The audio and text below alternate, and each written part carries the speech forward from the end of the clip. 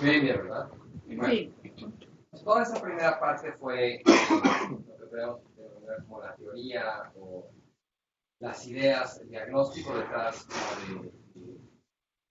que nosotros consideramos que puede ser el periodismo sobre política.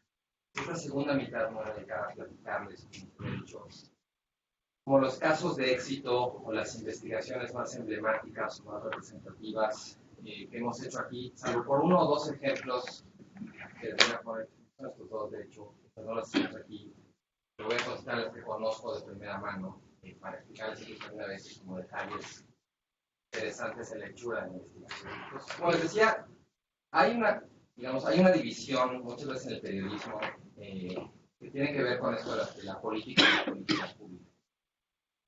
A veces los periodistas creen que para los periodistas lo más importante, para los periodistas hay que escribir sobre lo importante, pero hay que hacer interesante lo importante. No, a la gente no le importa. Y el reto, digamos, en este caso, muchas veces es tratar de combinar como narrativas y evidencias. Cuando hablamos de evidencia, normalmente estamos hablando como de pruebas prácticas, ¿no? De datos duros, de algo que estamos midiendo y que consideramos que esa medición nos dice algo importante sobre aquello que vimos. Y normalmente, cuando hablamos de algo interesante, hablamos como de una historia, de un drama, de un personaje, de una viñeta, ¿no? Pues lo que nosotros tratamos de hacer de alguna manera cuando hablamos de periodismo de política es de combinar esas dos cosas, la narrativa y la evidencia, ¿no? Lo interesante y lo importante. Para ilustrarles como un poco la diferencia por separado, como de estas dos maneras de hacer periodismo que tratamos de contar, les voy a platicar de dos piezas periodísticas digamos, que se publicaron con, de hecho, años de diferencia. La primera es un perfil o una crónica que escribió Alejandro Almazán en la revista MX. Fue en 2006, que de hecho se ganó el Premio Nacional de Periodismo. Se llamaba Un buchón no se retira. Y lo que hizo Alejandro Almazán, mal no recuerdo, fue irse, creo que fue a Mazatlán o a Culiacán, no fue más claro. Digamos, pasar un tiempo ahí, tratar de ubicar como algún narco local y pegárselo, ¿no? Y pues, anotar así como cómo vivía, platicar con él, ¿no? Tener como cierto acceso. Y bueno, pues contar la historia de este narco local, ¿no? Y es una historia que te atrapa desde el minuto uno, ¿no? Obviamente porque de pronto te presenta un personaje que parece como de serie de Netflix, pero este sí existe. Te cuenta cómo es su vida, cómo hace dinero, cómo gasta su dinero, ¿no? Cómo concibe su trabajo, cómo sabe que va a vivir pocos años. La gente que se dedica a eso, él mismo lo dice, no dura, ¿no? Eventualmente los matan, o eventualmente mueren de una sobredosis, o de un accidente, o sea, el propio como narcos le dice, pues sí, nosotros preferimos vivir como reyes 5 años que vivir de rodillas 50, ¿no? Pues sí, tiene una vida de excesos, de lujos, mujeres, drogas, ¿no? Y es una historia, digamos, muy interesante. El problema es que uno la lee, y más allá como del morbo, ¿y esto por qué importa? ¿Realmente qué? O sea, ¿qué tan representativo es este tipo de personaje? ¿Qué tan exótico o qué tan estándar es este estilo de vida que esta crónica está retratando, ¿no? ¿Cuántas personas como esta hay en el país, ¿no?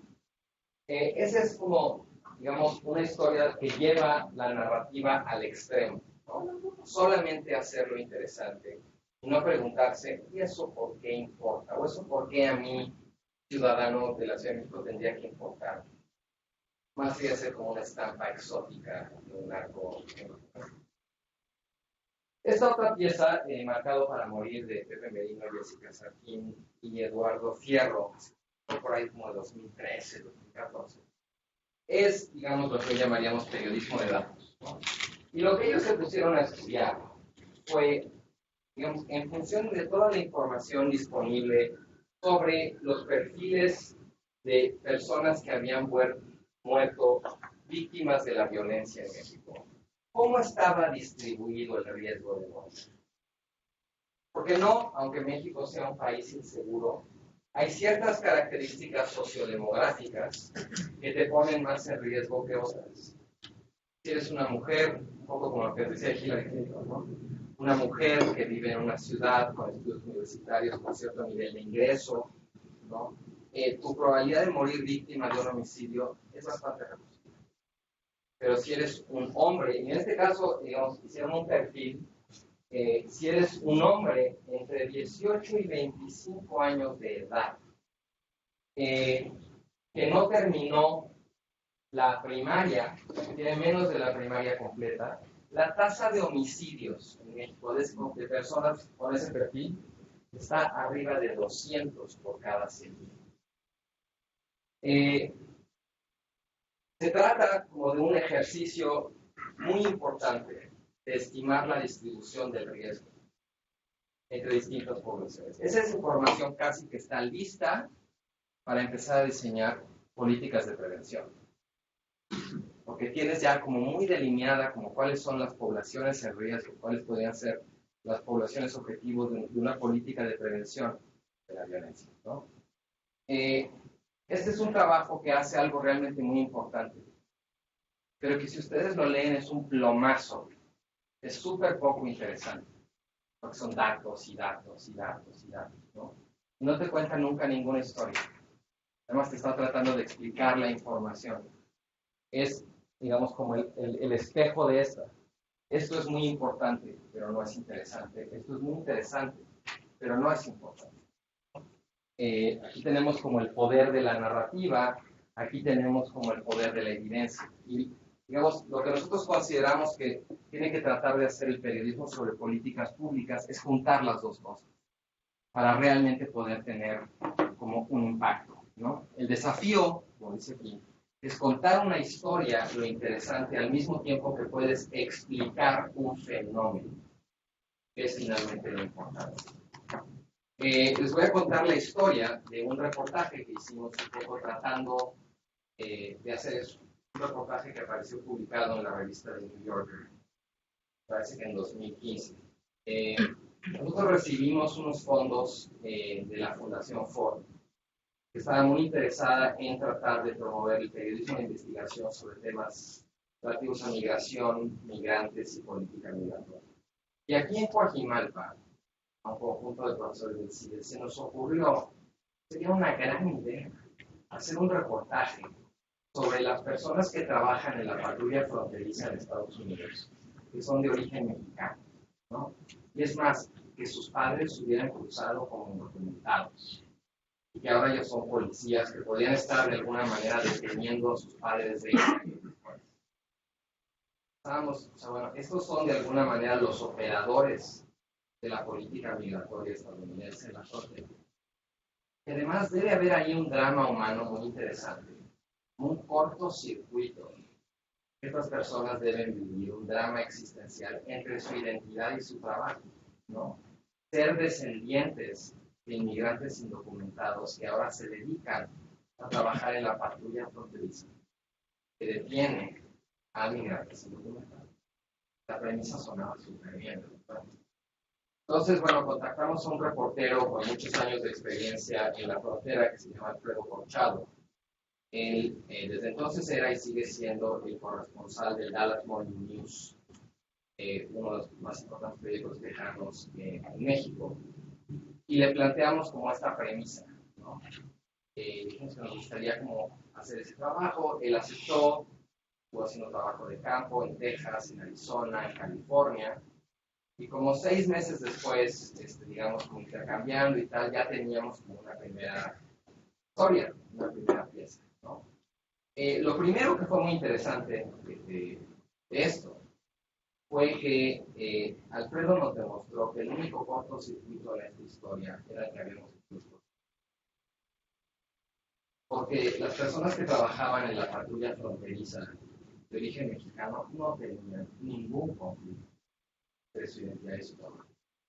Cuando Alfredo les preguntaba, ¿tú a qué te dedicas? ¿De qué se trata tu trabajo? Ellos contestaban en perfecto inglés, protect our country. Claro, los profesores del CIDE se nos rompían nuestro corazoncito nacionalista, ¿no? Que suponíamos que a ellos les quedaba algún tipo como de lealtad para con México. ¿No? Ellos se concebían como estadounidenses trabajando en la policía, pero de orígenes mexicanos. Y los fines de semana oían música de mariachi y se emborrachaban bebiendo tequila y veían telenovelas en español, ¿no? Y por supuesto que tenían como orgullo mexicano, pero para nada tenían como ningún conflicto con nosotros. Y entonces, bueno, obviamente para nosotros la pregunta era, pues, ¿por qué no encontramos eso que pensábamos que era muy obvio que íbamos a encontrar? Y la respuesta digamos, que daba el reportaje de Alfredo Corchado a eso tiene que ver con algunos documentos que él estuvo revisando sobre una política muy deliberada de la patrulla fronteriza de reclutar latinos, de reclutar personas que hablaran español, que tuvieran una cierta familiaridad con la cultura mexicana, incluso personas que se vieran mexicanos, ¿no? En, digamos, el supuesto por parte de la patrulla fronteriza que esas personas podían hacer mejor ese trabajo. Digamos que otros que no hablaran español, que no conocieran la cultura, o que las personas a las que iban a tener vieran como extranjeros en lugar de verlos como alguien que se parecía. La patrulla fronteriza tenía una política deliberada de reclutar a latinos en los estados fronterizos, ¿no? Indistintamente de cuál fuese, si sus padres hubieran cruzado, digamos, como documentados o no. Mientras ellos tuvieran sus papeles, era suficiente. Y otra cosa que encontramos también, digamos, en otros estudios sobre que estuvo consultando Alfredo, tenía que ver con que para estas personas ser parte de la patrulla fronteriza era parte de su proceso de americanización.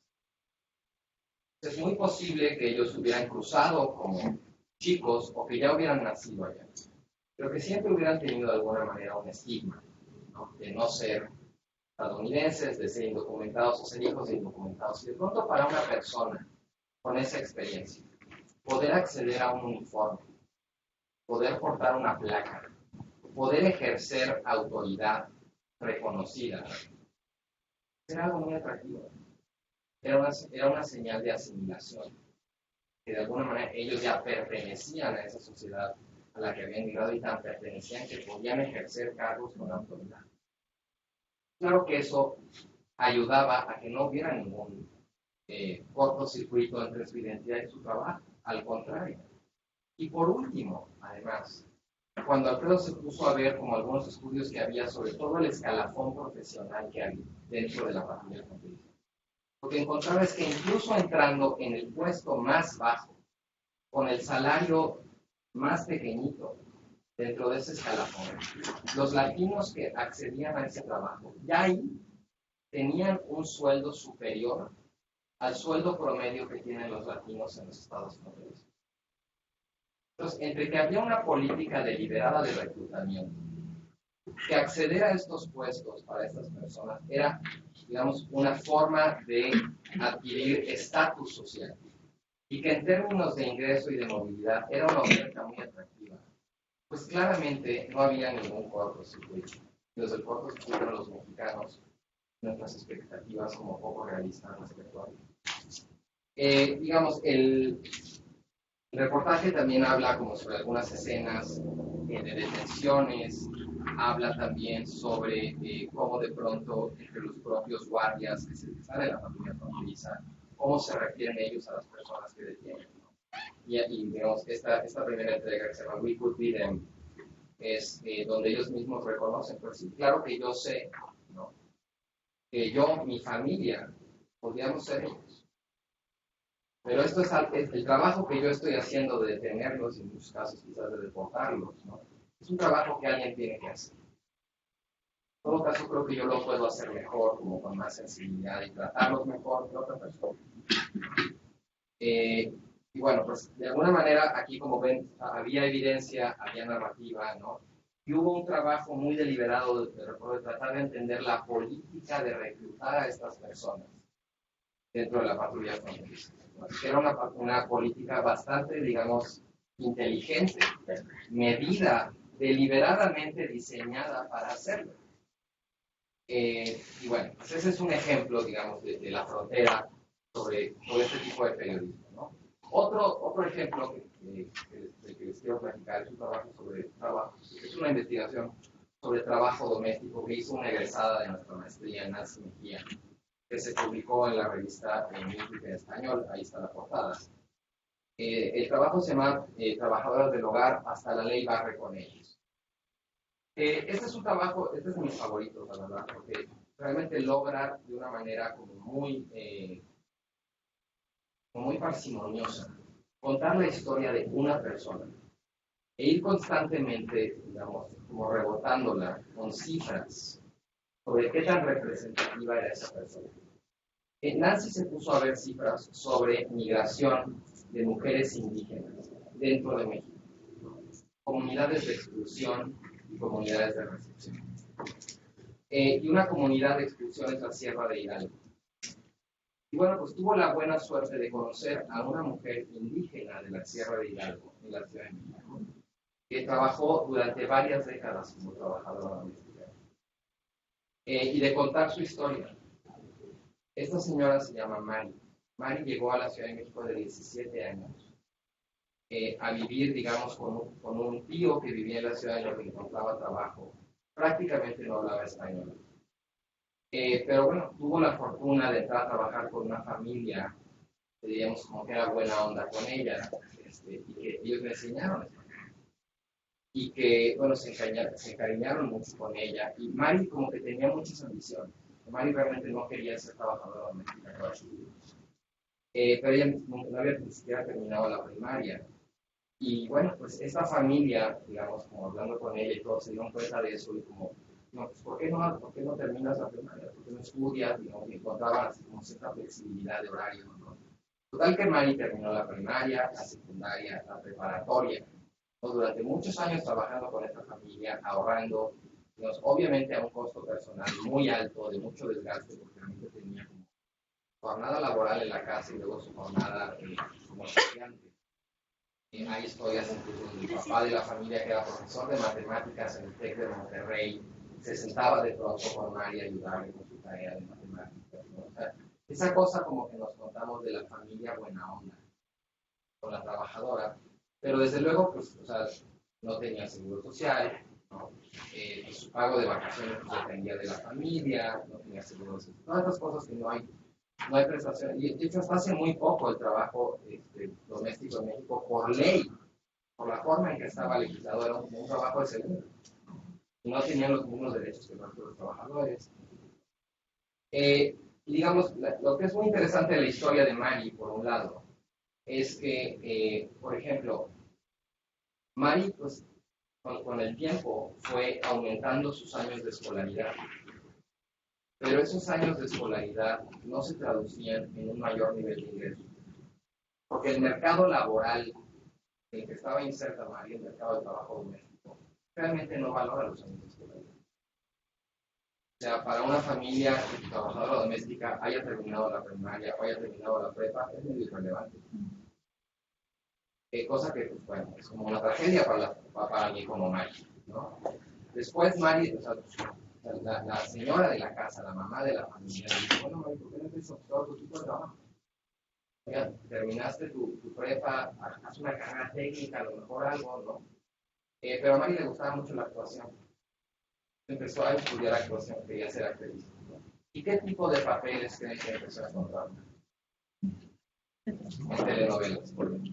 Salían varias telenovelas. Pues actuaba de sí misma, ¿no? Como trabajadora. Y bueno, no les voy a hacer la historia larga, la pueden buscar en internet, ahí están los datos.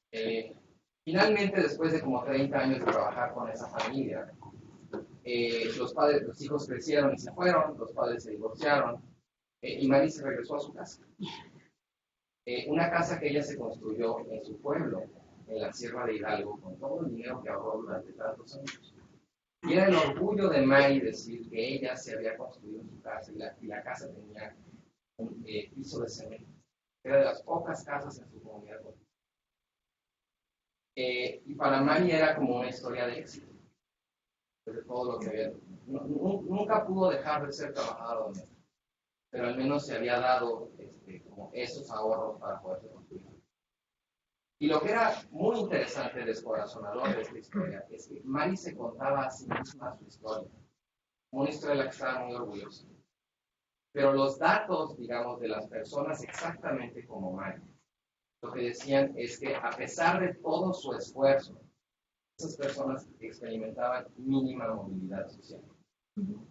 Desde luego, Mari experimentó movilidad social. Mari no había tenido una casa propia con el piso de cemento, ¿no? Y está pasando sus últimos años de vida, y es una señora mayor, en una casa de esas, ¿no? Técnicamente uno diría, pues aquí hay movilidad, ¿no? Tal, pero digamos, cuando uno va al lugar y ve lo que eso significa, pues es muy relativo. Cosa que también, digamos, a nosotros como que nos prendió mucho el foco sobre, o sea, hay que ver las historias de las personas detrás de los indicadores de la. Tú puedes tener indicadores que te dicen, hay movilidad, ¿no? O tal porcentaje de personas se movieron de tal quintil a tal quintil. Y eso nos lo contamos como algo muy bueno, positivo, técnicamente y tal, pero vamos a ver qué significa en términos de la vida cotidiana de esa persona, haber pasado de este quintil a este otro quintil. Porque la historia se ve muy diferente. Y bueno, en fin, este fue un reportaje que además tuvo toda una serie de efectos inesperados, porque la familia vio el reportaje decía como, la familia había sido buena onda con él, ¿no? Pero lo cierto es que las condiciones estructurales, más allá del esfuerzo de Mari, o sea, Mari hizo todo lo que estaba en ella para poder salir. Encontró una familia que la apoyó en ese esfuerzo de tratarse de salir adelante, pero no salió. Y además, cuando se fue, pues no tenía seguridad social y Mari tuvo que dedicarse a sembrar frijoles y a criar cochinos para seguir viviendo, que no tenía pensión y tal. Y bueno, a raíz de la publicación de este reportaje, la familia decidió darle un monto mensual a Mari por todos los años. Bueno, muy bonito. Pero otra vez era como una solución de alguna manera como individual a lo que es un problema estructural.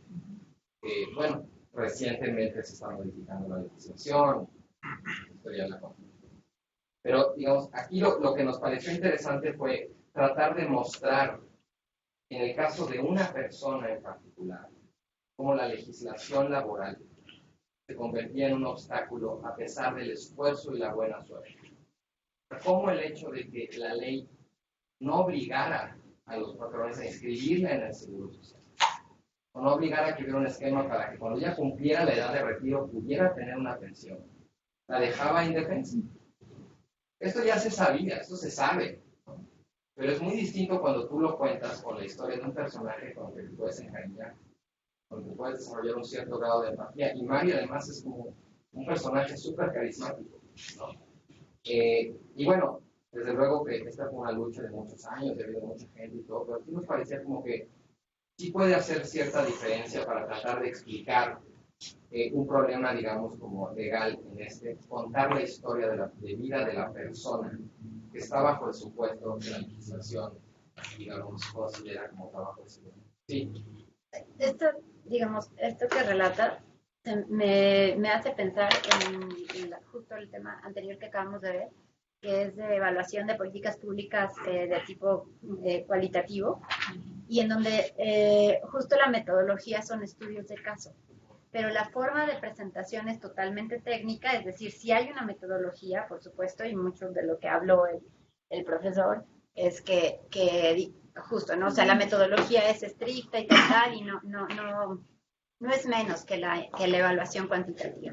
Pero me hace pensar en si existe, y aquí la pregunta, en si existe algún tipo de nexo o de clic en donde todos estos estudios de caso que de pronto pudiesen ser súper interesantes, que ya se realizan, que ya hay una investigación metodológica detrás de todos ellos, entonces se puedan hacer como en periodismo. Quizá habría que conciliar algunos puntos, ¿no?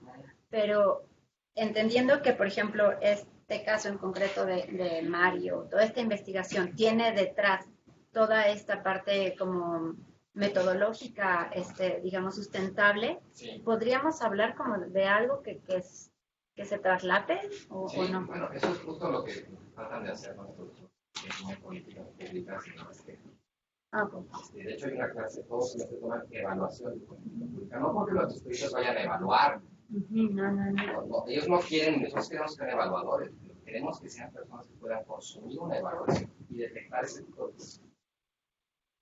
Digamos, y también, eso realmente tiene como otro rebote, ya no los periodistas, sino gente como ustedes. O sea, ustedes pueden acercarles a los periodistas y explicarles, porque más allá de la dimensión técnica, ¿no? Aquí hay una historia, digamos, en la que puede haber un drama humano y puede haber una cierta incidencia y un impacto, ¿no?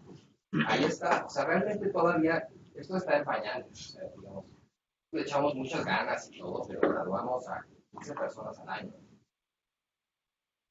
Vamos a cambiar el periodismo en México, ¿no? O sea, no es una pequeña diferencia, es un splash, pero no, o sea, es muy difícil además que los periodistas quieran como meterse a la dificultad de tener que responder cómo hacen periodismo. Porque o sea, lo que esto implica que un periodista se siente a considerar la posibilidad de leer y entender, digamos, una evaluación, es algo que los periodistas casi no hacen. De hecho, los periodistas que nos llegan a nosotros suelen tener como, son gente muy distinta, hombres y mujeres de edades muy dispares, con trayectorias de vida súper diferentes. Claro. La cosa que tienen todos en común es que todos son como medio unos insatisfechos. No les gusta el periodismo que hacen. Se dan cuenta que podrían hacerlo mejor, ¿no? Y que si siguen donde están haciendo lo que hacen, van a seguir haciendo el mismo.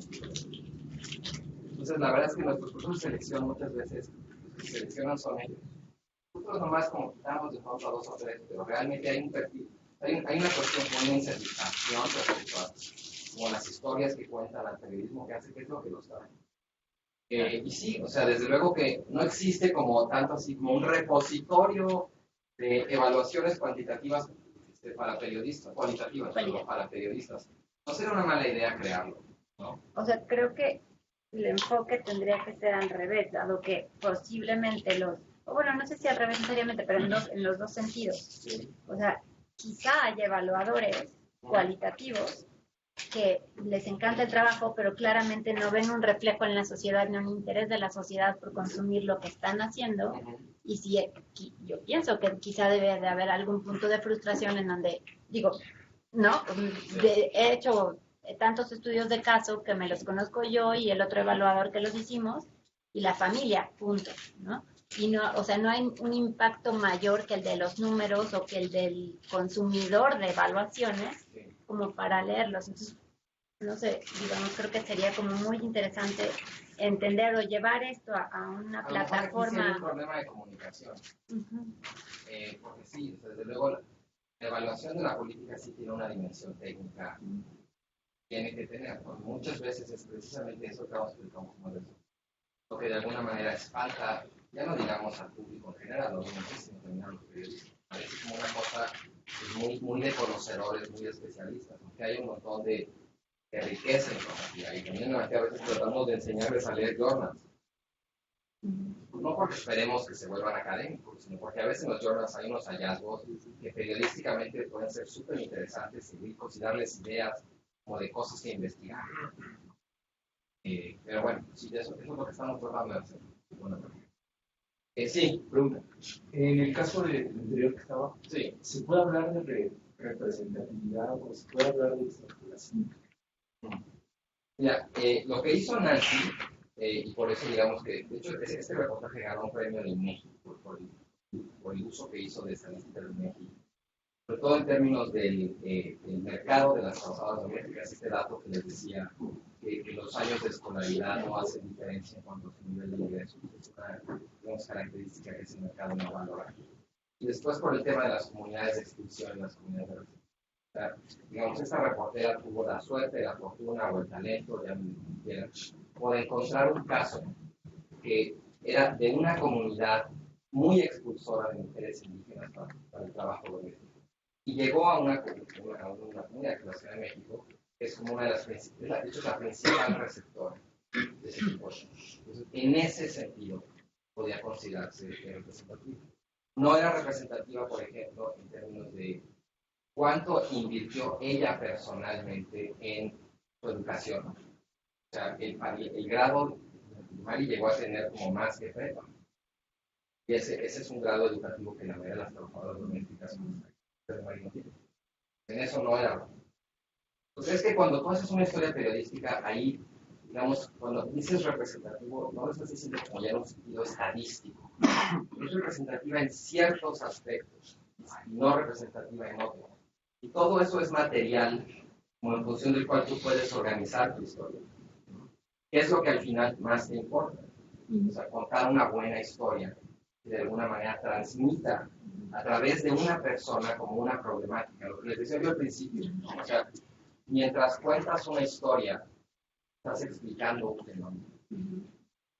Entonces, bueno, sí, para contestar tu pregunta, sí era representativa en ciertas cosas. Y eso se usa en reportaje, pero era muy poco representativa en otras. Y también se usa eso en reportaje. De hecho, Nancy lo utiliza muy bien porque dice, o sea, el drama de la historia de Mari es una persona que hizo todo para dejarse una trabajadora doméstica, que encontró una familia además que dentro de las circunstancias, ¿no? O sea, también como con esa legislación le ayudó y al final no salió. Pues si ella no salió, que era como suertuda y que le echaba ganas, pues ¿quién va a salir? O sea, claro que hay un tema de movilidad social, ¿no? Y dice, bueno, técnicamente sí tuvo movilidad, porque después de 30 años se pudo construir una casa con techos con pisos de cemento, ¿no? Y María nos decía, estoy muy orgullosa, porque este es como mi legado, ¿no? Yo logré darme esto.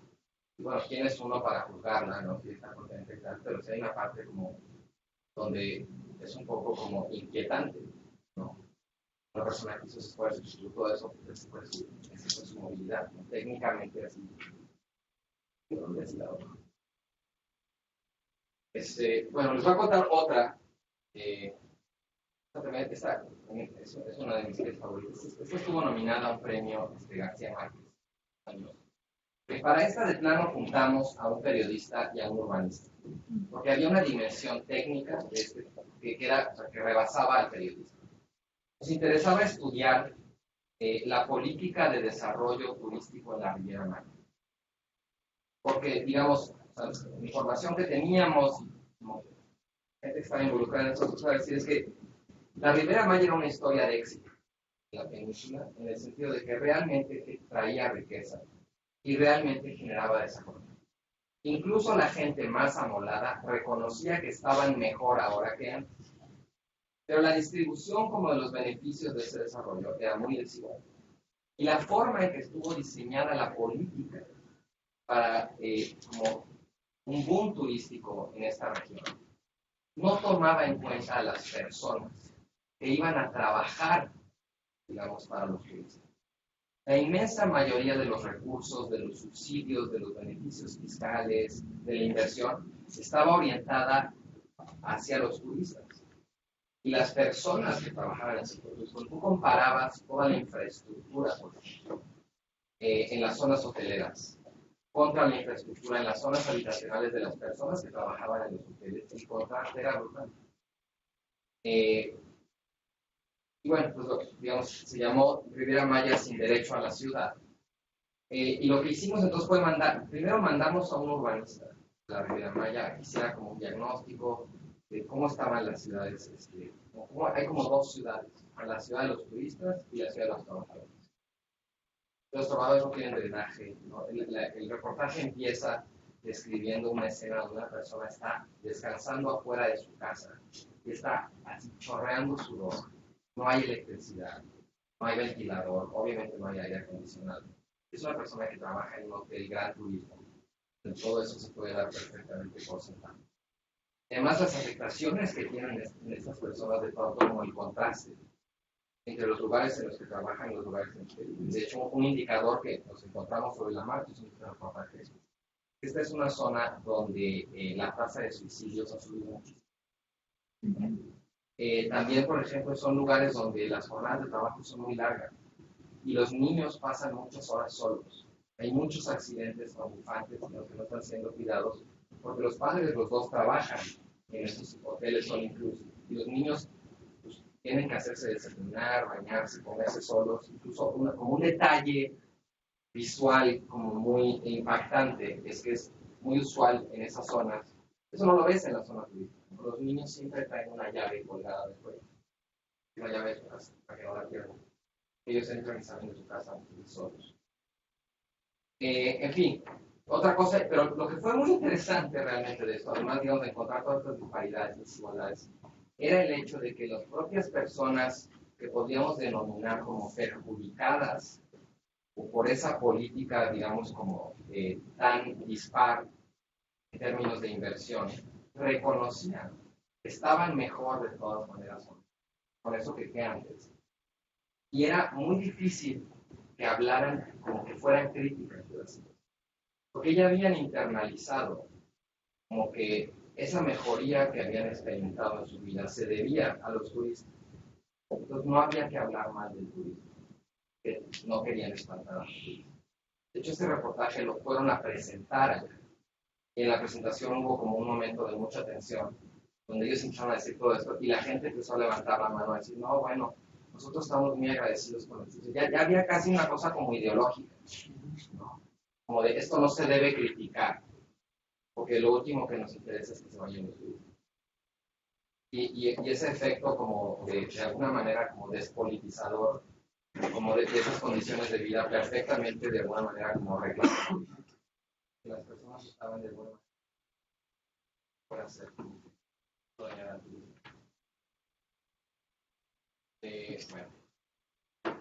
Hemos hecho también, esto me voy a acabar un poquito más en esto, porque digamos, lo que hemos hecho últimamente y lo que vamos a seguir haciendo, en temas de desigualdad. Tenemos una suerte como de diagnóstico sobre cómo discutimos la desigualdad en la conversación pública, los medios. La discusión sobre desigualdad hasta hace muy poco, esto fue antes de la cuarta transformación, era una discusión hiperespecializada. Entonces, la pobreza y la desigualdad, no sé si se acuerdan, como cada que Coneval sacaba una nueva medición, pues hablábamos de la pobreza, ¿no? Porque en realidad no hablábamos de la pobreza, hablábamos de la medición de Coneval, ¿no? Qué tanto había subido, qué tanto había bajado, polémicas entre especialistas sobre si le estábamos midiendo bien o no, la diferencia entre pobreza patrimonial y pobreza de capacidades, ¿no? El tema de los deciles, ¿no? En general, al ser una discusión de expertos, técnica e hiperespecializada, tendría a ser una discusión como muy poco política o politizada, ¿no? Donde ya no estábamos discutiendo realmente el fenómeno y lo que eso representa en la vida de las personas, sino estábamos discutiendo la medición del fenómeno. Con un vocabulario, desde luego, como muy científico. Incluso en programas donde uno supondría que el propósito es precisamente socializar el conocimiento, ¿no? Hay muy poco esfuerzo por realmente tratar de hablar de estas cosas con un lenguaje que toda la gente pueda entender, ¿no? Insisto, el foco estaba puesto todo el tiempo en la misión porque, claro, esto se trata de ¿qué? De los políticos, no de los ciudadanos. Entonces, si sale una nueva medición, pues esto de alguna manera es una evaluación del trabajo que está haciendo la secretaria o el secretario de Desarrollo Social. Y esto pasa mucho, todo el tiempo con este tipo de cosas, como inmediatamente hay como una suerte de inercia en el periodismo que tratan esto, ¿a qué político lo pegas con esto?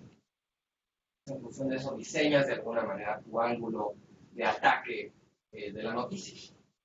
Cuando en realidad, bueno, sí puede ser eso, pero en realidad, o sea, el protagonista de la política social no es el político, no es el funcionario, son los ciudadanos, son el público objetivo, ¿no?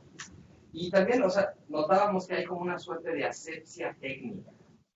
O sea, realmente en muy escasas ocasiones se hablaba de, bueno, pero ¿esto qué representa en la vida de una persona? O sea, nunca de alguna manera se hablaba de números, de gráficas, de recuadros, pero no se hablaba de experiencia de vida.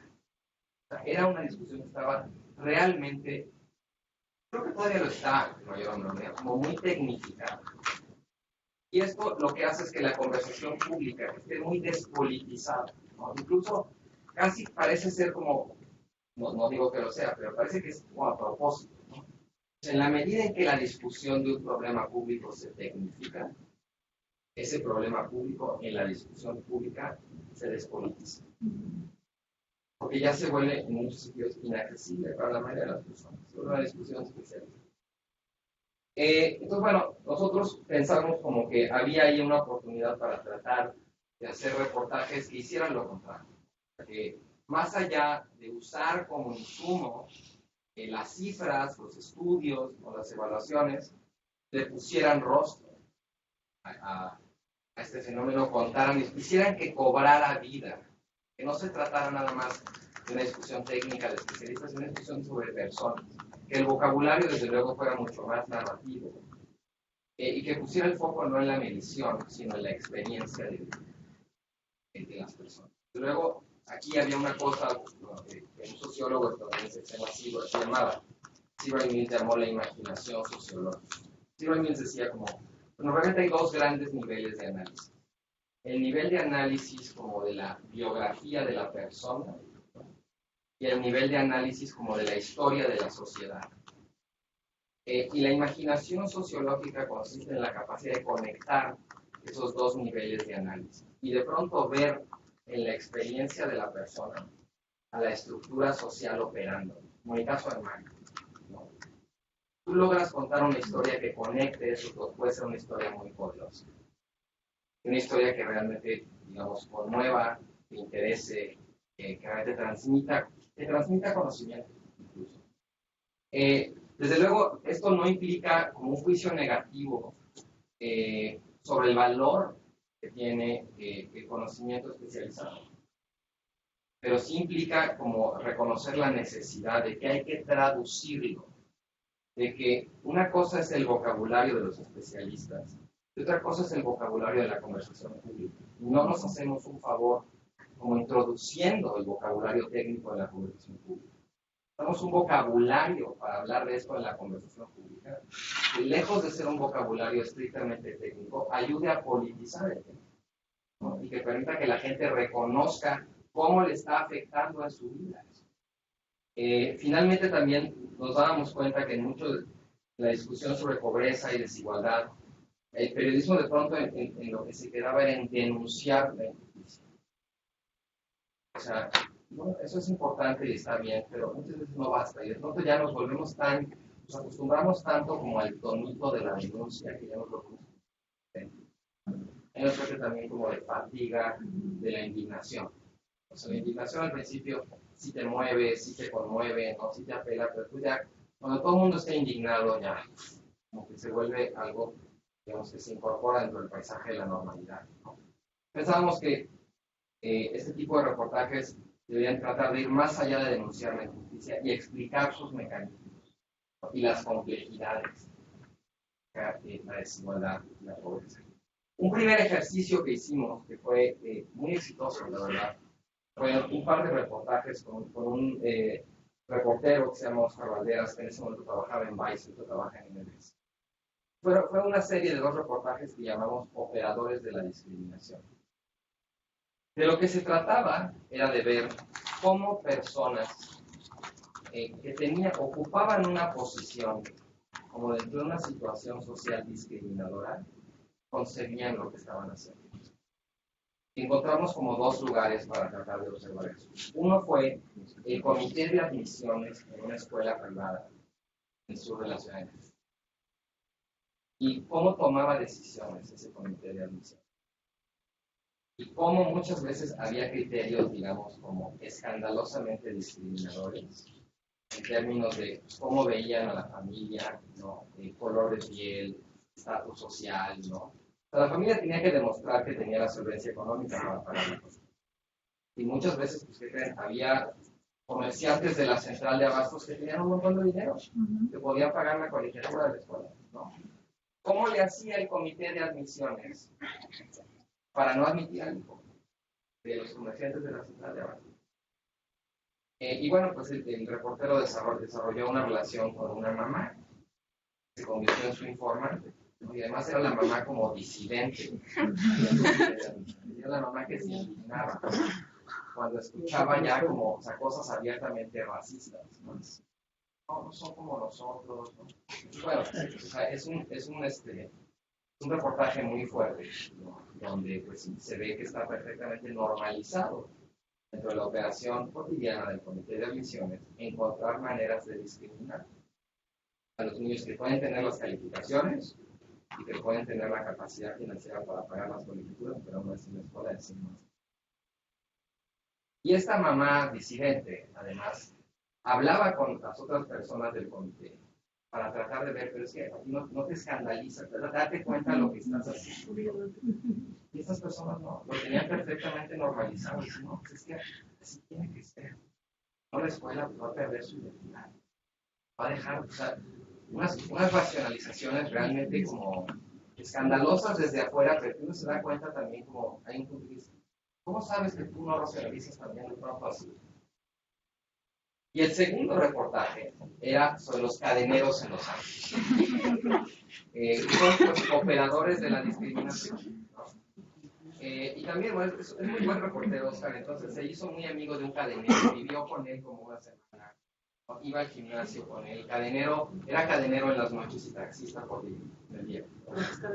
Y además, como el cadenero, era muy interesante cómo él no sabía discriminar, él tenía que aprenderlo, ¿no? Y hay un momento en el que Oscar se da cuenta de que el cadenero aprende muy rápidamente. Parte de la regla de hacer bien su trabajo es no dejar entrar al antro a gente como él. Y cómo lo premian de alguna manera, como lo mencionan cuando el cadenero empieza a operar. Por lo que tiene que hacer que es discriminar. En fin, bueno, ahí está la información. Les dejo la presentación. Sí. Una pregunta. Es que estos casos, por ejemplo, que son dos preguntas. La primera, ¿se sigue, digamos,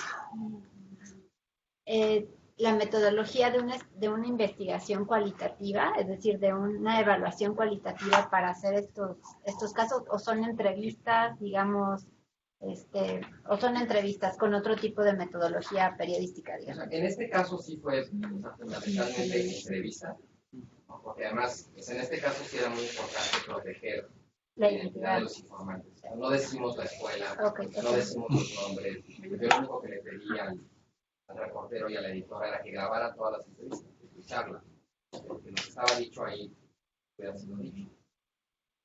Pero, digamos, una de las restricciones que tiene un reportaje como este, cuando te quieres meter como tan a la cocina, sí, es que hay una suerte como de pacto de confidencialidad. Y las fuentes están dispuestas a soltarte la sopa, siempre y cuando no las exhibas sin los nombres. Ya, esa era la otra pregunta, que cómo se maneja la identidad o, digamos, ciertas cosas que no se pueden decir en este tipo de reportajes. Entonces, en este caso sí, o sea, no es lo ideal. Honestamente, lo ideal sería poder nombrarlo. También hay una suerte como de efecto rendición de cuentas, como cuando se dice el nombre de la escuela. Pero la persona, digamos, que le dio acceso al reportero le dijo, pero no puedes decir que eso, no puedes decir. El reportero hace, ahora sí que haces tu transacción con tal de acceder a la historia, estás dispuesto a sacrificar eso. Y en este caso creo que salió bien. O sea, hay historias donde se sacrifica más eso que en otras. Mucha gente, por ejemplo, que estudia narco, también tiene que hacer ese tipo de pacto, obviamente. Pero sí, bueno, en este caso, digamos, que era fundamentalmente con entrevistas y mucho trabajo de campo, de acompañar, de estar con la fuente, de escuchar. En el caso del cadenero, pues usted estuvo allá afuera de la... Y además luego veía cómo estas dinámicas antes de la discriminación, ¿no? O sea, el cadenero aprende a discriminar y la gente a la que discrimina entonces utiliza insultos discriminadores contra el cadenero. Todo nomás está reforzando la discriminación. Y si pueden echarles un ojo, sobre todo de los cadeneros, la verdad.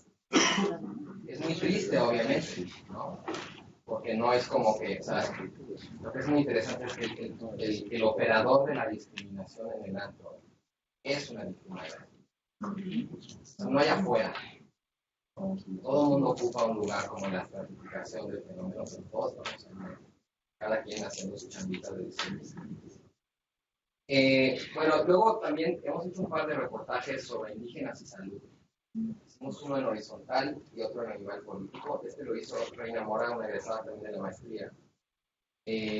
Digamos, fue un reportaje muy... Bueno, los dos, los voy a cortar juntos porque se parecen mucho. Este es el de Animal Político, lo hizo Margarita Vega. Y lo que fue realmente muy interesante de estos reportajes era ver cómo las autoridades se explicaban a sí mismas y a los reporteros que las iban a entrevistar, como los malos resultados y las malas condiciones de los servicios de salud para la comunidad. Y una, digamos, una constante en ambos reportajes era el pretexto de la cultura. Es que, por ejemplo, en ciertas comunidades indígenas, como que hay ciertas creencias religiosas que les impiden aceptar transfusiones de sangre. O, por ejemplo, también las mujeres indígenas se sienten muy incómodas en estos aparatos que son como unas camas para parir, ¿no? Y ellas quieren parir paradas, ¿no? Y así como hechas bolitas, ¿no? Se sienten muy incómodas ahí en esa ¿no? Y bueno, ambas investigaciones lo que hacían era como ver cómo la pobreza o el tema del idioma, ¿no? Que en muchos casos hay comunidades indígenas donde no se habla español, o la cultura y todo eso, que sí, bueno, en efecto son condiciones, digamos, que uno podría suponer que se vuelven adversas. En este caso no es que fueran condiciones adversas, sino eran pretextos que utilizaban las autoridades para justificar o no hacer bien su chamba. O sea, no mandaban, por ejemplo, médicos que hablaran inglés, o no capacitaban a personas de la propia comunidad para que, bueno, digamos, prestaran los servicios médicos como enfermeras, que deben ser como la doctora. Y en realidad, como o sea, el escándalo era que pues estaba muy normalizado que las comunidades indígenas se rascaran con sus propias comunidades. Los horarios, por ejemplo, a los hospitales, ¿no? De 9 a 4. Oye, pero pues es que le empezaron a dar las contracciones a las 5. Sí, pero ya no. Que contrate un taxi o una ambulancia que la lleve a la otra final y hay una clínica que cierra a las 9, ¿no? Oye, pero es que eso no sería parte de los servicios. Para este tipo de cosas tendría que haber un servicio de 24 horas, ¿no? Sí, pero pues es que ellos también, todo el tiempo como este mecanismo como de culpar a la víctima, ¿no? O sea, los indígenas eran los culpables de que no hubiera buenos servicios de salud por su cultura, su idioma, su pobreza. Pero tú te dabas cuenta que la autoridad no hacía ningún esfuerzo porque lo supiera. Ya se trataba nada más como de un pretexto, ¿no? Este de Margarita Vega también ganó un premio de CONAPRED. Además de discriminación. Y este es uno que hicimos, a lo mejor lo vieron, este salió hace poquito, y esto además esta foto es por aquí cerquita. Este es un reportaje que hicimos con Chilango y con Oxfam sobre desigualdad en la Ciudad de México. Y este fue muy bonito de hacer porque además aquí logramos traducir un montón de trabajo técnico que hace Oxfam. Han hecho realmente unas cosas espectaculares para tratar de ubicar espacialmente la desigualdad en la ciudad. Tienen casi como polígonos de todas las ciudades, mapas donde aquí vive gente del siglo del siglo todas las ciudades. Usamos esos mapas para enviar equipos de reporteros a tratar de entrevistar personas de distintos deciles, todos en la Ciudad de México. No estamos hablando de la Sierra de Guerrero contra San Pedro Garza García, todo es aquí en la ciudad. Y pues de alguna manera mostrar los contrastes de personas que viven incluso a veces no tan lejos, como aquí en Santa Fe, por eso está esa foto, ¿no? O las Lomas y la Pensil, ¿no? Que en realidad no están tan lejos y son contrastes brutales. Y bueno, en realidad el equipo de reporteros diseñaron un cuestionario, digamos, para tratar de, vamos a decirlo así, medir periodísticamente la desigualdad. Toda la medición técnica ya la había hecho Oxfam. Y estaban todos sus datos como disponibles ahí para ser incorporados al reportaje, pero los reporteros dijeron, es que a mí, de pronto estos datos no me sirven para contar el drama humano. A mí me sirve más preguntar, que todos le preguntemos a las personas que estamos entrevistando, ¿a dónde te gustaría irte de vacaciones? ¿O qué harías si de pronto ahorita en la bolsa de tu saco te encontraras 1,000 pesos? ¿Qué harías con ellos? Y la diferencia de las respuestas, digamos, entre los distintos deciles de las personas era increíble. Demostraba cómo la desigualdad también se traducía en términos de capacidad de imaginar futuro, por ejemplo, o de trazar horizonte de vida. Y hay toda una parte visual muy bonita en este reporte. Muy bueno, es que editorialmente hay una parte donde, entre peor mejor, ¿no? Pero bueno, por ejemplo, con los refrigeradores, ¿no? O las camas, o las cocinas, o las puertas de las casas. Hacíamos como unos retablos así de decil 2, decil 6, decil 8 y decil 10. ¿Cómo es el refrigerador de estas familias? ¿No? ¿Qué hay? ¿Cómo se ve? ¿No? Pues bueno, el chiste era tratar de convertir todo ese trabajo que había hecho Oxfam, de mapear espacialmente la desigualdad en la ciudad. Es una traducción visual y narrativa de eso, ¿no? Porque es justo, digamos, lo que les decía en un principio, como de, está muy bien el trabajo técnico, de medirlo y de tener los datos, pero si esos datos no los conviertes en historias, no los conviertes en imágenes, esos datos a la mayoría de la gente no le comunican. Pues, bueno, y la revista Chilango, de hecho, hizo un sitio web especial que se llama,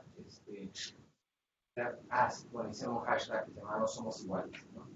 Entonces, el sitio se llama desigualdad.chilango.com, y ahí pueden ver todo. Son varios reportajes, no hicieron los de los 10 deciles, porque más de pronto hay deciles en los cuales casi no hay diferencia. Hicieron más bien como, bueno, vamos a dividirlos como en clase baja, que son los primeros 4 deciles, luego clase media, los deciles 5, 6, 7 y 8, luego clase alta, que son los deciles más chicos. Hay un reportaje de cada uno de esos sectores o estratos, y luego uno como comparativo, ¿no? Y bueno, pues sí, o sea, realmente creo que este es de los más logrados que hemos podido hacer en términos de mostrar como el contraste entre nada más estar hablando de las cifras y de pronto ver la experiencia cotidiana de cómo es tu refrigerador. O las diferencias monumentales en términos de movilidad urbana, ¿no? Tiempo de traslado, horas de sueño, ¿no? Cosas así que las mediciones de pronto no capturan porque no les interesa. Eso no es lo que quiere, es una medición de la norma estándar, ¿no? Pero pues, ¿qué diferencias cuando tú lo cuentas a partir de eso? ¿No? Cuando tú puedes de alguna manera ofrecerle a tus lectores o al público elementos con los cuales ellos pueden identificarse con esa historia, porque no es una cifra, sino es una persona. Podrían ser ellos. Bueno, pues nuestras... ya vamos a llegar a la parte de las conclusiones.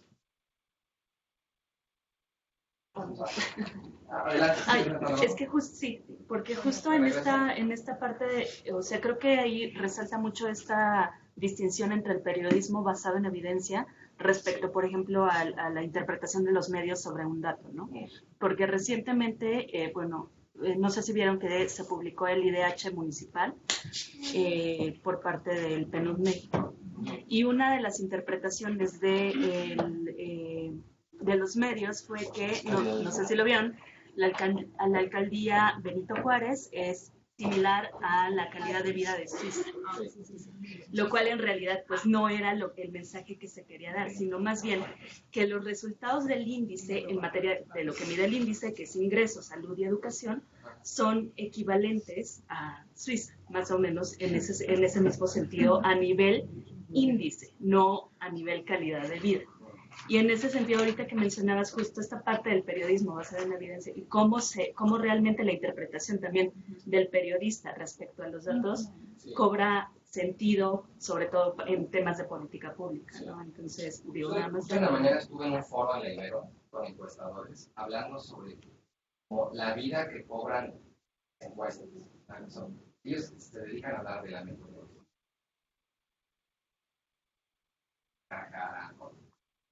Tiene todas estas discusiones súper técnicas y rigurosas y tal, ¿no?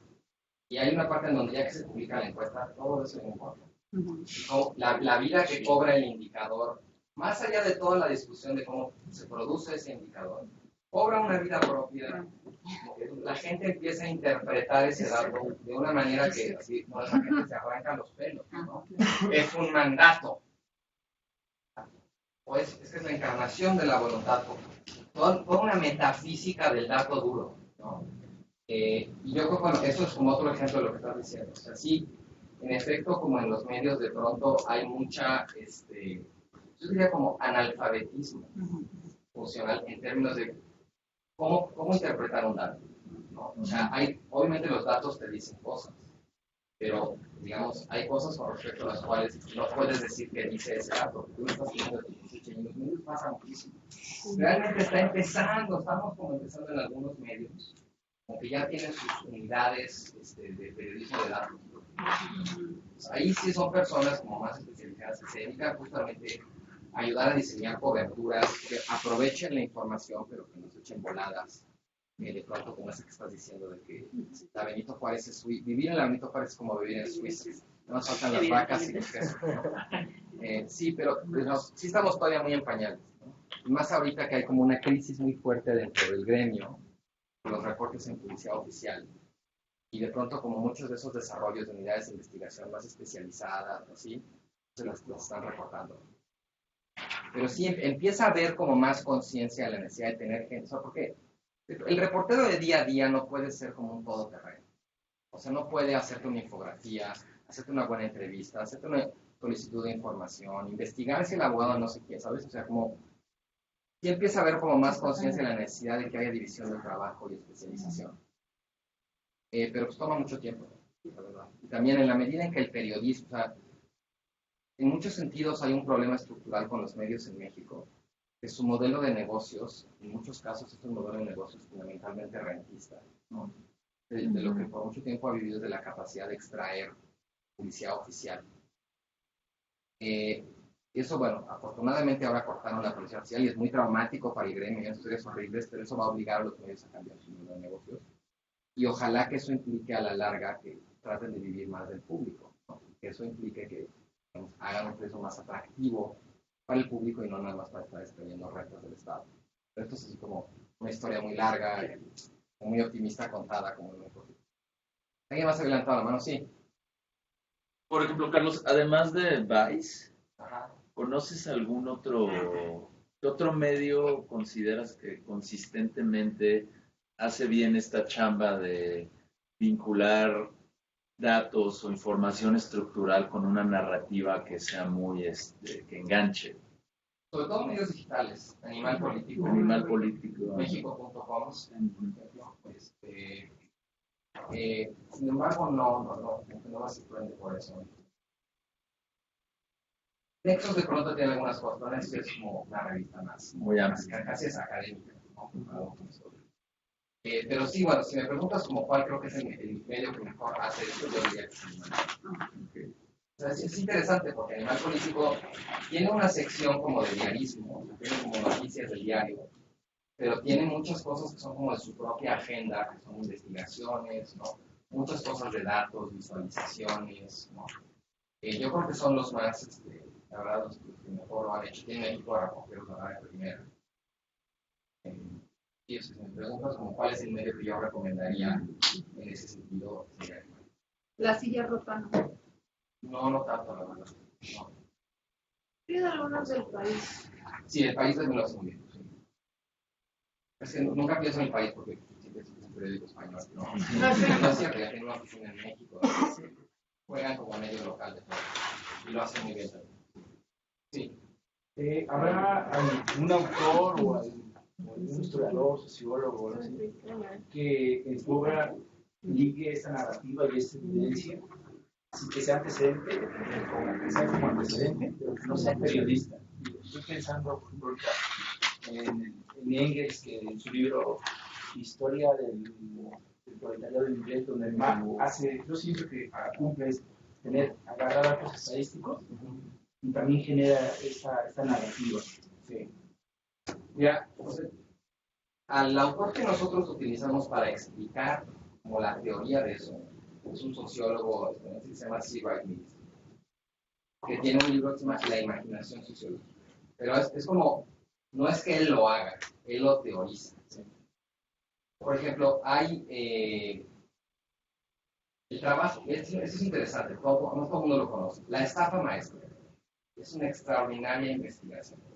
Periodísticamente es poderosísima. Ganó un premio, ¿no? ¿Cómo? Estuvo nominado a... Ganó premios, sí. donde se le hicieron entre Animal Político y Mexicanos contra la Corrupción. Sí. Pero si tú la lees, salió un libro incluso, la verdad es que narrativamente no está bien resuelta. Porque es una historia muy enredada, muy complicada.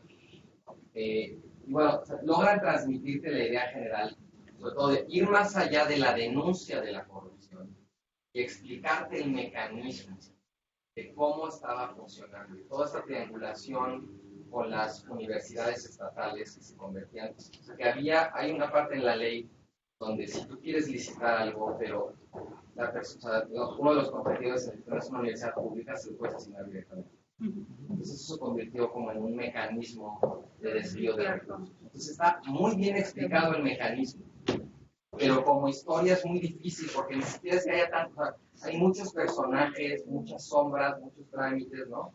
Yo recuerdo como haberme sentado con los autores del reportaje y ellos mismos lo reconocen, es que no hay manera de contar esta historia como con un personaje, ¿no? Ni modo, tenemos que convertir el mecanismo de la corrupción en el protagonista de la historia. Y eso fue lo que hicieron. Otra vez, regreso con el animal, ¿no? Por ejemplo, el reportaje de Casa Blanca también tiene cosas muy interesantes. Nunca menciona el término conflicto. Es como un poema sobre la lluvia que nunca dice lluvia. Te cuenta la lluvia sin decirte que es llover. También es un reportaje perfectamente bien hecho, como en términos de técnica, de método periodístico, y además como historia. O sea, ahí sí hay personajes muy claros. Está el proveedor, ¿no? del gobierno de Enrique Peña Nieto cuando era gobernador y luego cuando es presidente del Grupo IGA, ¿no? La historia de Angélica Rivera, ¿no? O sea, esa es una historia que se prestaba mucho más realmente como digamos, como a la fórmula telenovelesca. Y la estafa maestra, o sea, es un gran logro en términos de desentrañar un mecanismo de corrupción súper complicado, ¿no? O el otro, por ejemplo, que también creo que narrativamente está mejor resuelto, el de las empresas fantasma de Javier Duarte. ¿Me acuerdan de ese? Bien, bueno, ese es como el principio de la estafa maestra. Hay otro lugar también donde creo que lo están haciendo muy bien, es en expansión. Hubo una alianza entre Mexicanos contra la Corrupción y Expansión para hacer un reportaje que se llama Los Piratas de Borges, sobre cómo el gobernador Roberto Borges de Quintana Roo ideó todo un esquema, pues básicamente para destruir el registro público de la propiedad y empezar a hacerse de propiedades, él y gente que estaba con él, y o sea, digamos, de una manera, por eso se llaman los piratas, era realmente como voraz, y hasta la fecha en muchos casos no se ha resuelto porque además cuando te metes al registro público de la propiedad y desapareces o manipulas esos documentos, son los documentos con los que la autoridad publica, ¿no? Entonces, esos documentos ya están manchados como publican. Bueno, esos son como los medios que a mí más me gustan en el turismo. La unidad de investigaciones de Mexicanos contra la Corrupción para mí es la mejor. Ellos publican en todos lados, a veces publican con Animal, a veces con Reforma, con Expansión, ¿no? Ahorita publican con más. Y ahí sí, bueno, además tiene un equipo muy grande. Es interesante pensar de pronto en esto, o sea, que el mejor, en México se está haciendo el mejor periodismo de investigación que se ha hecho nunca, pero casi no se está haciendo en los grandes medios. Está haciendo como en los medios alternativos, ¿no? O en línea, digitales, o se está haciendo en organizaciones de la sociedad civil. Creo que ahí hay un comentario interesante sobre qué onda con los principales medios. Ahora, ¿sí has levantado la mano tú? Sí, dos cosas. Uno,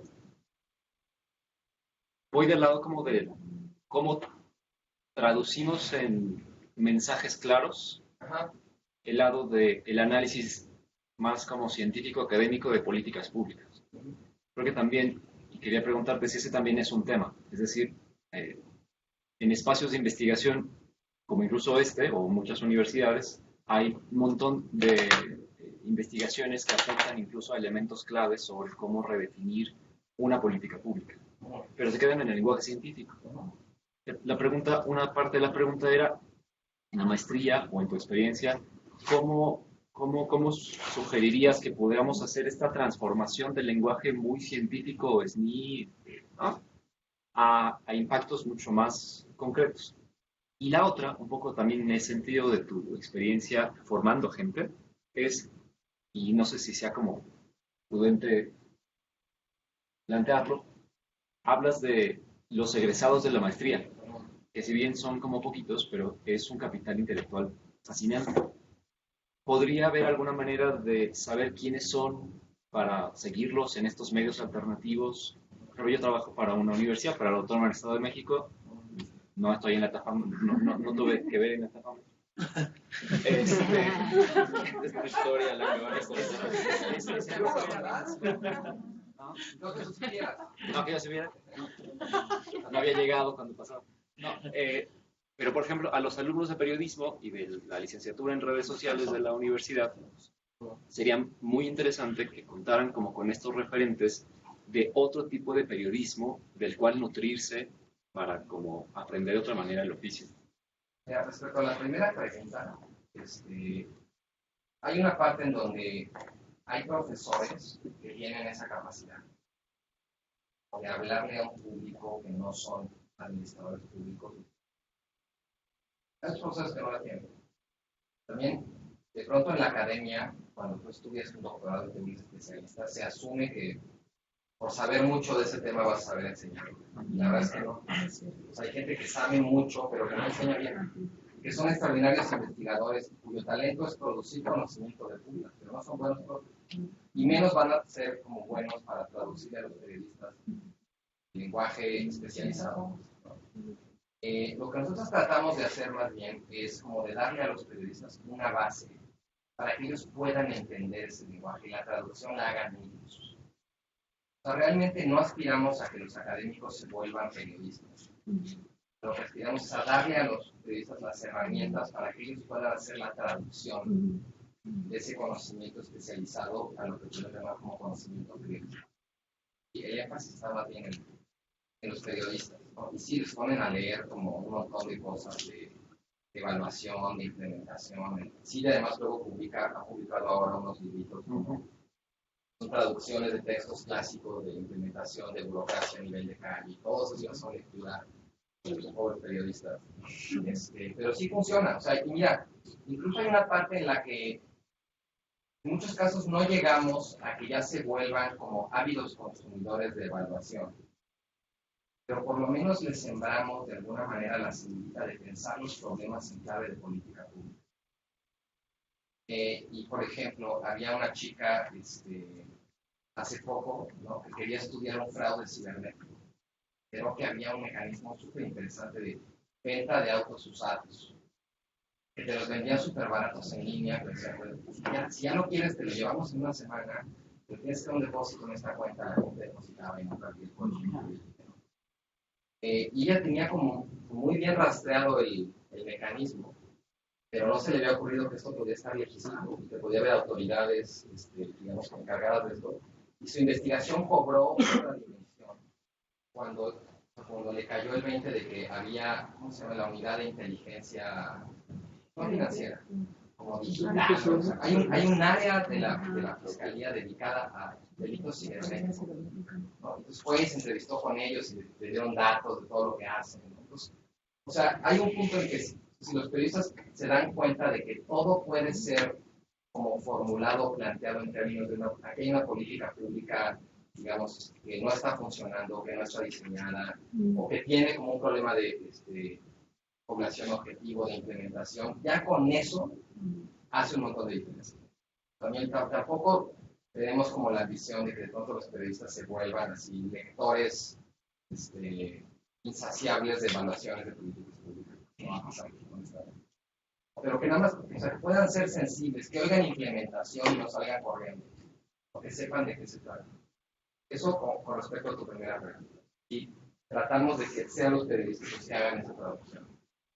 Y respecto a tu segunda pregunta, como entre nuestros egresados más así célebres están los de Casa Blanca. Eran 3 periodistas: Rafael Cabrera, Irving Huerta y Sebastián Barragán. Los 3 reporteros junior de Casa Blanca son egresados de la maestría, y el que era como el jefe del proyecto, de Daniel Izárraga, que ahora trabaja en Mexicanos contra la Corrupción, es profesor de la maestría. Luego están, por ejemplo, los de estafa maestra. Bueno, el de UACTE, Arturo Ángel, es egresado del diplomado. Los de estafa maestra, que son Manu Oreste, Nayeli Roldán, y otra chica que se olvida su nombre, de Mexicanos, también son egresados del diplomado. de los piratas de Borges, que es la investigación, olvidan los nombres. Bueno, los dos reporteros que hacen la investigación también realizados en el diplomado. Alejandra Shanik, por ejemplo, la única premio Pulitzer mexicana que hizo esa investigación, que seguro algunos de ustedes conocen, porque fue extraordinaria, sobre la corrupción de Walmart en Teotihuacán, ¿te acuerdan que fue portada del New York Times? Ella es profesora en la maestría.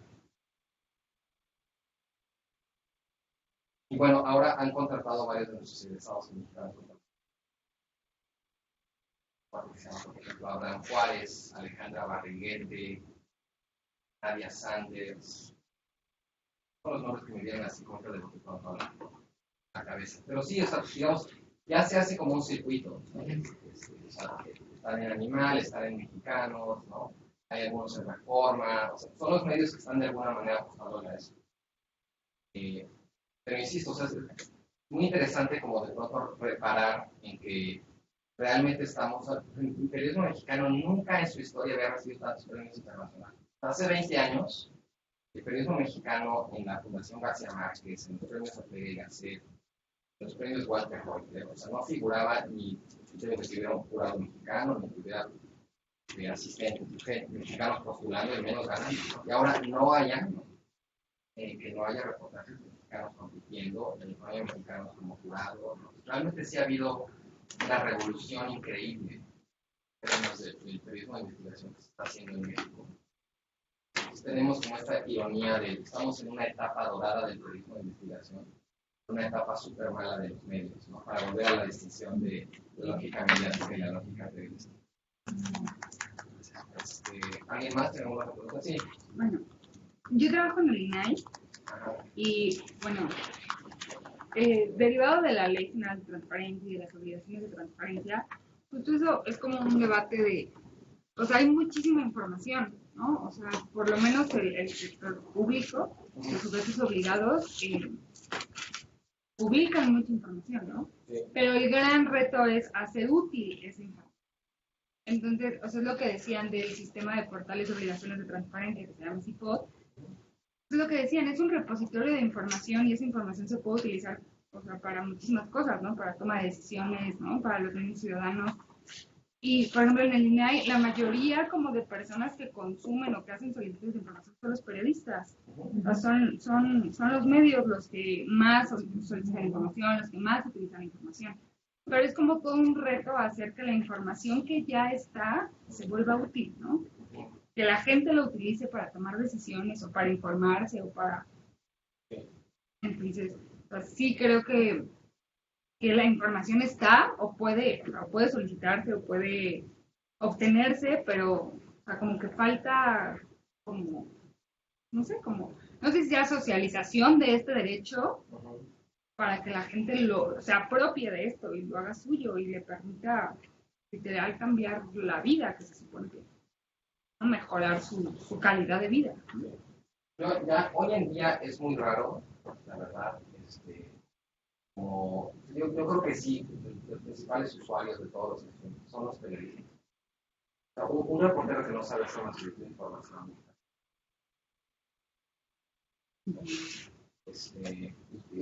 También ha sido por eso. Muchas de estas investigaciones eran imposibles. Pero lo que nosotros hemos detectado, por lo menos, es que sí hay mucha disparidad, por ejemplo, de la acceso a la información a nivel nacional o federal en los estados. O sea, nos ha pasado, por ejemplo, que nosotros tratamos de traer reporteros de fuera del Distrito Federal, tanto a la maestría como al diplomado. Es un esfuerzo porque hay que darles becas más altas y para ellos un sacrificio y tal. Pero lo hacemos como pensando, bueno, pues, y luego regresen, ¿no? Y tal, y luego, pues, la neta ya no regresa. Pero muchas veces, como un reproche que ellos nos hacen, que obviamente, pues, aquí les enseñamos en las solicitudes acceder a todo esto. No, pues es que aquí es como, llegas acá al DF y te enseñan como, uy, aquí está este Ferrari, aquí está este Porsche, ¿no? Está súper bien, y si vas a investigar a nivel federal a todo dar, pero regrésate a Tlaxcala, regrésate a Guerrero, no regrésate a Michoacán, y allá no hay eso. Y si hay como mucha disparidad en el acceso a la información, digamos, a nivel local, y hay como muy poca infraestructura de pronto en los estados para poder hacer el periodismo de investigación que se está haciendo en el distrito. sí es un problema que tenemos, porque además nosotros, o sea, es muy difícil que nosotros vayamos, mejor los traemos. La bronca es que los traemos y ya luego no se regresan. Entonces estamos hasta quitándole gente a los estados, ¿no? Entonces, acabamos haciendo, como política pública está medio mal. Sí. Pero hay una diferencia, o sea, digamos en los medios, digamos, de prensa, que los medios digitales, ¿no? Porque me da la impresión que quizás sí localmente los medios de prensa tienen quizá pues un atraso mayor en esos términos que los medios digitales, que parece que van más adelante en cuanto a contenidos y en cuanto a la información que el propio público exige, ¿no? Y no me puedo volver a la otra pregunta. Y bueno, ya, era un comentario. O sea que son diferentes al final los contenidos. Sí, bueno, o sea, hay unos periódicos así como de siglo pasado, ¿no? Pero luego hay un periódico muy bueno, el AM de León, es muy buen periódico. Guadalajara, en Monterrey hay buenos periódicos, o buenos periodistas, ¿no? Pero en general sí falta muchísimo, o sea, sí hay una disparidad brutal. No solamente en términos de los contenidos, sino también en términos de la formación, de los recursos a los que tienen acceso los periodistas para poder hacer su trabajo. Aquí y afuera, por ejemplo, también hay otra cosa, las condiciones de trabajo son súper diferentes. O sea, si tú ves la lista de periodistas asesinados desde el 2000, son bien poquitos. Ahí también hay una desigualdad que corta parejo durísimo, ¿no? Y también los públicos, o sea, la sofisticación del público de la Ciudad de México o de ciudades grandes como Puebla, a lo mejor, Monterrey, Guadalajara, ¿no? Es muy distinto de la sofisticación del público. O sea, están acostumbrados a esos periódicos super chafas que son así como órganos de discusión del gobernador. No, hay muchísimo trabajo. Hay todo el proceso. Sí, vas a decir eso. A ver, sí. No, que un poco, ¿cómo eligen los temas? O sea, porque a lo mejor para no solo un evaluador, sino un hacedor de política pública puede ser un tema importante que debiese tener un mayor foco. Insisto, creo que es como en los dos sentidos. ¿Cómo le vende a un periodista que este tema es importante y el periodista dice, sí, ok, se lo puedo traducir y me parece que sí es un tema o un caso que puedo contar de manera interesante? O sea, ¿cómo elige eventualmente el periodista que puede ser algo vendible? Y creo que ahí entra otra vez como el conflicto de medios, periodismo, digamos. En nuestro caso, o sea, como tenemos dos ventas que hacer. O sea, por un lado, para quien financia la investigación, y por el otro, donde la realizamos. Nosotros hemos, por ejemplo, nos interesa mucho el tema de migración. Hemos salido a buscar recursos para financiar periodismo de migración. Y bueno, la Fundación Ford, por ejemplo, hubo un tiempo que nos interesó. Cuando Ricardo Rafael era el coordinador de periodismo, Ricardo estaba muy metido en temas de discriminación. Buscamos una financiadora que nos ayudara a financiar. Ahí hay una parte de buscamos financiadoras que tienen agenda, ¿no? en los temas que nos interesan, ¿no?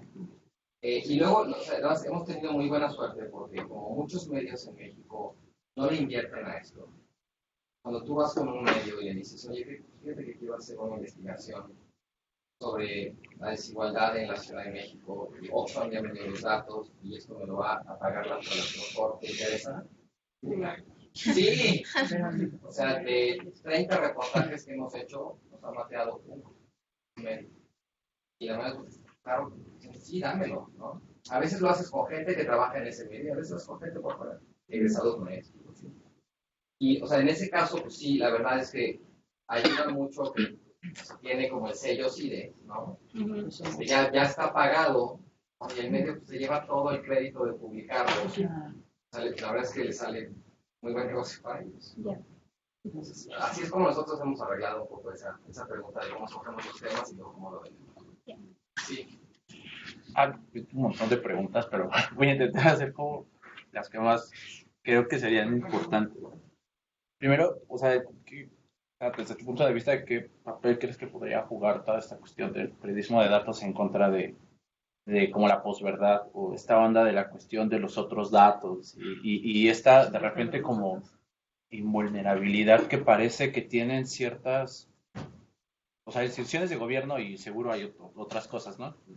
Distintas al gobierno, ante ellos poder decir como cualquier cosa y luego al momento como que tú intentas, o se intenta rebatir con datos como que tienen un cierto estándar riguroso, robusto y demás, y es como muy difícil, ¿no? Parece ser que es muy, muy complicado. Entonces me gustaría saber un poco tu opinión al respecto. Y otra pregunta así súper rápida. Mucho se habla de que el presidente marca la agenda de comunicación, ¿no? De diario, haciendo con esta estrategia que tiene. Yo estoy, o sea, es decir, no sé si está bien o mal, él lo puede hacer. También no creo que sea como tan saludable que él la manipule, no manipule, perdón, la monopolice completamente.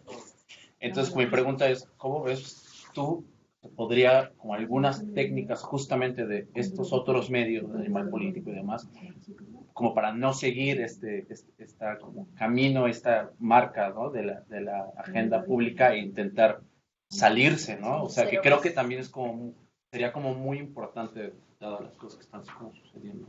Y respecto a la primera, yo creo que ahí, digamos, la gente que se dedica, la evaluación de las políticas públicas es una forma de generar conocimiento.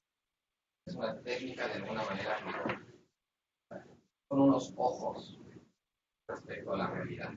Y en eso, como el periodismo, es una fuente no solamente de datos de información de conocimiento, sino de relato. Una evaluación de cuenta o historia, igual que un reportaje. En muchos casos son fuentes de relatos alternativos como a los oficiales, como los del poder, ¿no? Entonces, ahí en eso están de alguna manera como en el mismo lado de la disputa por la verdad, como explica la posverdad, la evaluación y el periodismo. O sea, la posverdad tiene la peculiaridad de ser distinta de la propaganda. La propaganda tradicionalmente se trataba como de utilizar toda una maquinaria para tratar de comunicar y adoctrinar a la población respecto a una verdad oficial. La posverdad no hace eso. La posverdad lo que hace es tratar de minar la credibilidad de las fuentes alternativas de información o de datos o de relatos, para que al final la noción misma de verdad se vuelva medio irrelevante, cada quien pueda creer lo que le dé la gana. En ese sentido, o sea, el conocimiento especializado y el periodismo son enemigos de la posverdad. Por eso está, como insisto, del mismo lado. Es un reto muy grande. Mucha gente tiene como esta cosa ingenua de creer que lo que hay que hacer es multiplicar las iniciativas de fact-checking. Que sí, puede ser interesante. El problema es que el fact-checking parte de la premisa de que la gente quiere conocer la verdad. A veces no. A veces lo que la gente quiere es consumir la información que corrobore su juicio. Ahí tienes un problema mucho más grande. Porque si la gente está deliberadamente cambiando sus patrones de consumo de información para solamente consumir la información que le acomoda, que le embona, como dirían los periodistas, pues tu fact-checking no sirve de nada. Y además, sí es un problema muy grande y no está ocurriendo nada más en México. O sea, hay una parte muy interesante como la política de la posverdad. O sea, siempre eso que llamamos la realidad, los datos, los hechos, ¿no? Esa cosa como que existe más allá de nuestra voluntad allá afuera. Siempre habíamos supuesto que constituía como los últimos límites al poder, ¿no? Pero bueno, tú puedes querer muchas cosas, tú puedes decir muchas cosas, pero ahí está la realidad, ¿no? Que siempre contrasta. Y parte como de lo perverso de la posverdad consiste en diluir la credibilidad de las fuentes de realidad, la prensa y el conocimiento especializado. De modo que la realidad ya no sea un límite para el poder, sino que el poder puede ignorarla. Entonces, o sea, me estás haciendo una pregunta. Todo este choro que te acabo de echar es para decir, no tengo una respuesta a la pregunta. Y yo creo que nadie la tiene todavía. Y es un fenómeno que se está estudiando. Hay un montón de iniciativas ahorita para tratar de pensar cómo combatirlo. Facebook, por ejemplo, está invirtiendo muchísimo dinero para tratar de combatir las fake news, ¿no? Pero realmente es una cosa a nivel global, con respecto a la cual no hay todavía ya como una vacuna que podamos como reproducir y empezar a aplicarle a todo el mundo, ¿no? O sea, es un desafío. ¿Cuál es tu segunda pregunta? ¿Cómo hacer como que el presidente no monopolice la agenda, sí, sabes, informativa? Bueno, mira, o sea, se sabe, los reporteros que van a la mañanera saben que hay una estrategia deliberada de meter gente que realmente no son periodistas en la mañanera y diluir como la densidad periodística. Es gente que le hace preguntas bobas o preguntas de temas que, o sea, si Juan Gabriel está vivo. Y cosas así como para hacer la vida fácil a los periodistas. Y además hay una campaña como muy, muy conocida ya, muy orquestada, como de hostilidad a los periodistas que hacen como preguntas incómodas, insisten como que no dejan que el presidente salga con la suya. El presidente también tiene una campaña, o sea, es increíble, por ejemplo, ustedes ven cómo el presidente ha redefinido el significado del término chayote.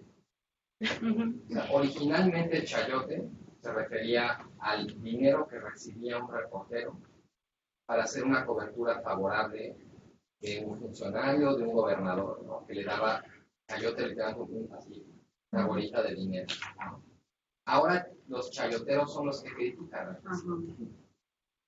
Yo creo que en eso el presidente ha sido muy exitoso en utilizar el descrédito de la prensa vendida, pero de alguna manera como desplazarlo en contra de la prensa crítica y la prensa independiente.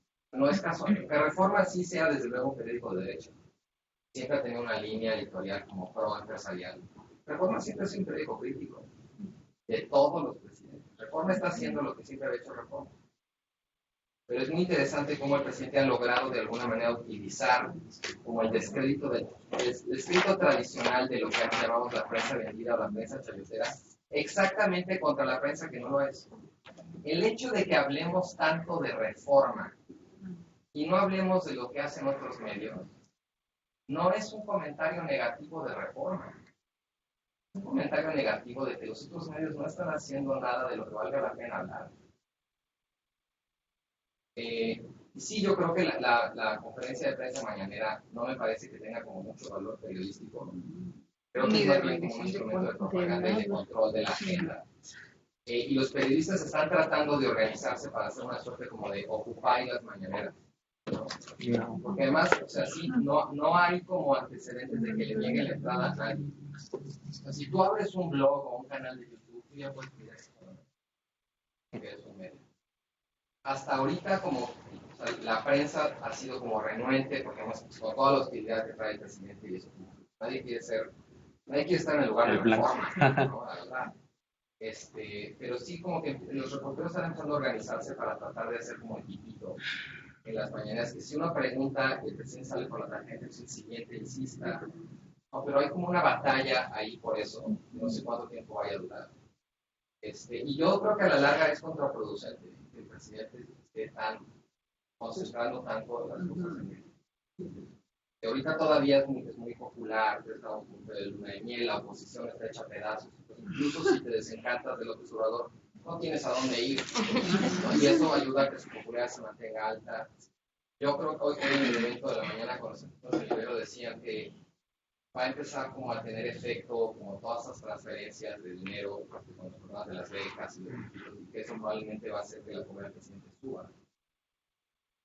Entonces, pues sí, pues, cuando tienes un presidente, y eso no es más en México, en general, cuando tienes un presidente tan popular, la prensa es medio renuente a pelearse. Por ejemplo, digo esto muy ejemplo, no, por favor, piensen en Aristegui. Aristegui estaba acostumbrado a ser una periodista súper crítica, ¿no? ¿Y quiénes eran las audiencias de Aristegui? Las personas de alguna manera como críticas del gobierno, en muchos, durante los últimos 12 años, la gente simpatizantes del López Obrador. De pronto, bueno, pasó de Casa Blanca, Carmen Aristegui sale, de pronto regresa. Justo así como la cuarta transformación la trae de regreso, ¿no? Y ahora Carmen Aristegui tiene que hacer periodismo respecto al gobierno con el que simpatiza la mayoría de su público. Yo creo que Carmen Aristegui sí es una extraordinaria periodista, pero está secuestrada por su propia audiencia. Y va a tener que hacer como una guerra de resistencia, ¿no? Para esperar a que la popularidad del presidente baje, porque si Carmen Aristegui pierde auditorio, se arriesga a volver a salir al aire. Y en este negocio la regla número 1 es durar. Y con todos los recortes que hay, y la policía oficial y todo, pues muchos están haciendo sus cálculos. O sea, aunque el periodismo se trata de decir algo que alguien no quiere que se sepa, o que alguien preferiría no escuchar, lo cierto es que no puedes pelearte con tu audiencia. Es un reto.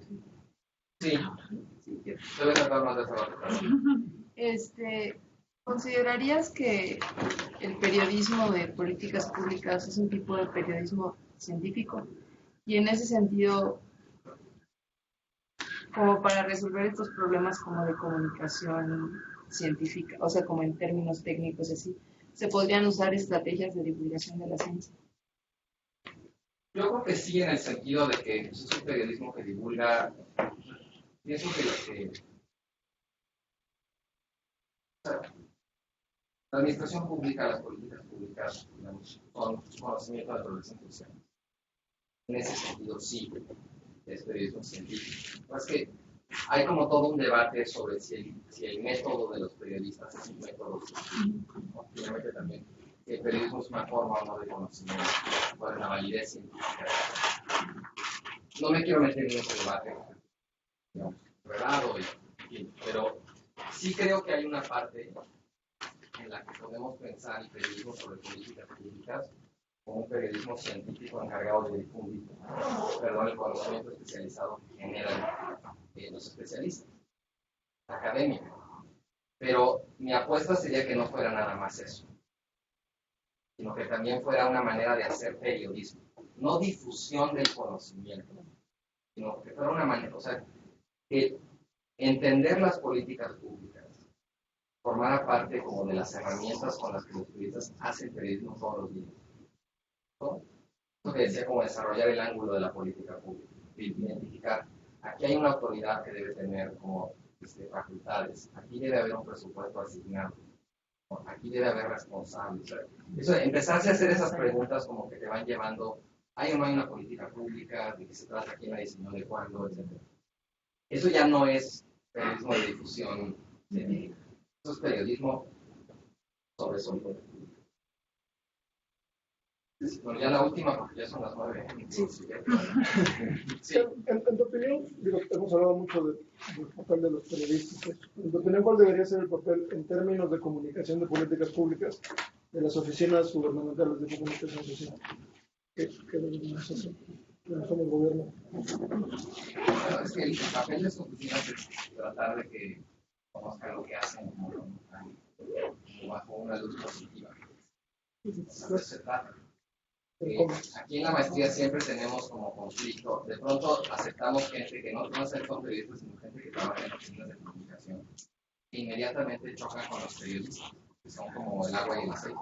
El trabajo de la oficina de comunicación es tratar de que la información que ellos quieren, o el spin de cierta historia que ellos quieren, lo compren. Y lo que nosotros hacemos es entrenar a los periodistas para que no lo compren, ¿no? O sea, y hay como una tensión permanente. Muchas veces, digamos, a lo que yo llego con eso es una oficina de comunicación social que conoce el trabajo de los periodistas no va a tratar de imponerles un reloj, va a facilitarles la información, explícales lo que estás haciendo. Deja que ellos hagan su trabajo. A veces puede ser un trabajo favorable para ti, a veces no. Pero hay un punto en donde las oficinas de comunicación social que hacer un chorro de trampitas. O sea, la cosa del comunicado redactado como nota, que le entregas una hora antes de su cierre, y es una chingadera.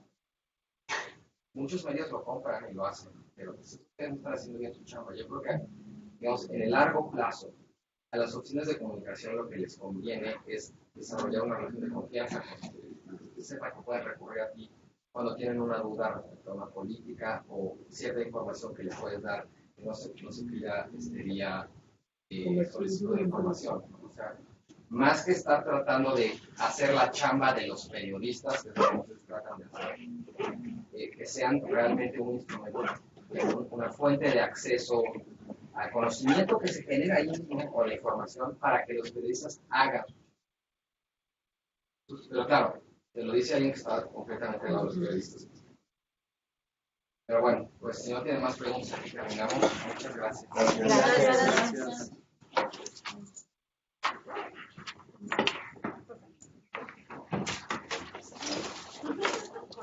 de esta clase tomaron nota?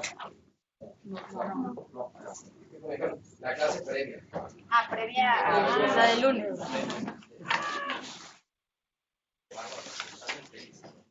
Cool.